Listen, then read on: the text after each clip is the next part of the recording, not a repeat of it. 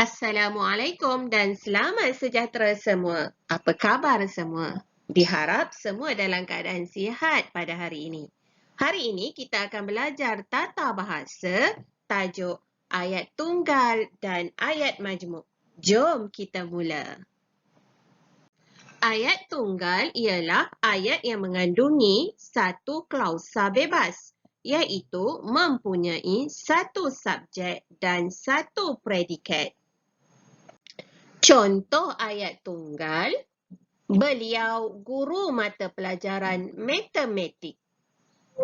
Ramesh menonton perlawanan hoki. Mereka ke bandar petang ini. Ayat majmuk ialah ayat yang terdiri daripada beberapa ayat tunggal.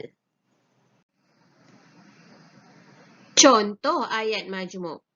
Tiva dan Raju murid sekolah kebangsaan Seri Bayu. Pemain yang lincah itu ialah Rohan. Guru kami akan ke rumah Dani untuk menziarahi keluarganya. Beliau yang baru pulang dari 2 negara akan bertugas di sekolah ini. Bagi ayat majmuk dengan perluasan pula, kita lihat contoh. Yang pertama, Aminah, pengusaha sambal belacan udang. Ayat kedua, Zila, pengusaha sambal belacan udang.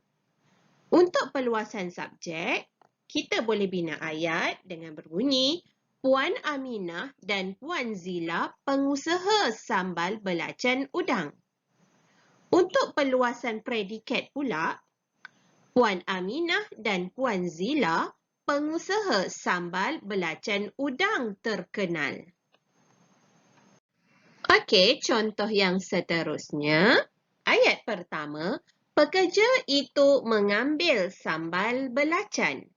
Ayat yang kedua, pekerja itu memasukkan sambal belacan ke dalam bekas.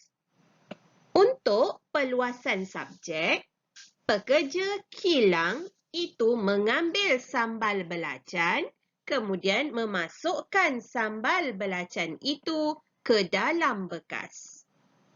Untuk perluasan predikat, pekerja kilang itu sedang mengambil sambal belacan, kemudian memasukkan sambal belacan itu ke dalam bekas.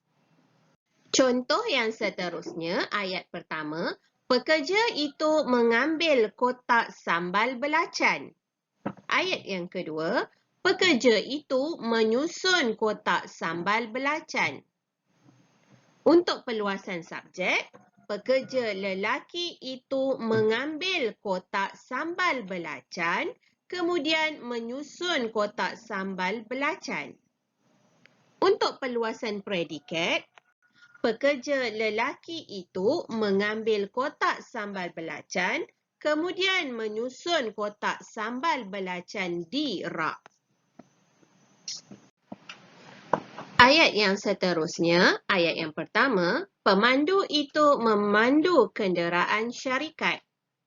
Ayat kedua, pemandu menghantar sambal belacan. Untuk perluasan subjek, pemandu lori itu memandu kenderaan syarikat untuk menghantar sambal belacan. Bagi perluasan predikat pula, pemandu lori itu memandu kenderaan syarikat untuk menghantar sambal belacan ke pasaraya. Setakat ini saja pembelajaran kita hari ini. Jangan lupa like, share dan subscribe sehingga bertemu lagi di pelajaran yang akan datang. Bye!